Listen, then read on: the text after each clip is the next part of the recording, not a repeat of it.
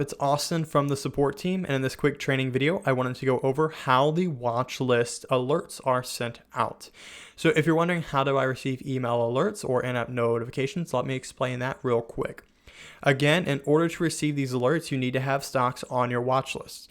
Your watch list should roughly match your portfolio, or what I mean by that is the watch list that you have in this software should be the stocks that you have with your brokerage. That way you can receive email alerts based on what your actual portfolio is. So as you can see right now, I have SPY, SSO, AMT, ICLN, and Apple on this watch list. Our software will continuously monitor this watch list daily, and if it changes from a buy to a sell or a sell to a hold or something like that, you'll receive an in-app notification and email.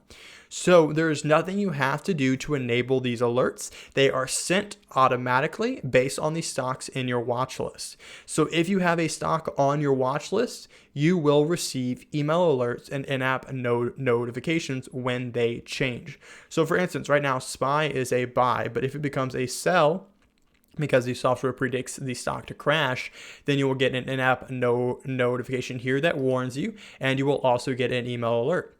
The same is for the buy. If you have a stock on your watch list that is currently a hold or a sell that turns into a buy, you'll receive an email that, hey, this stock is now a buy. Here's an example of the type of email you will receive. It will give you a buy alert email, and then it'll tell you the stock name, and then you can also see more of the details here. A stock on your watch list is now a buy. Read the details below. It gives you the stock name, the ticker symbol, the buy range, the current price, when this email was sent, and the risk to reward. So you can understand at a quick view of your email if this stock is worth purchasing right now or not. And if it is, then you can go to your brokerage and buy it. If not, you can assess that for yourself.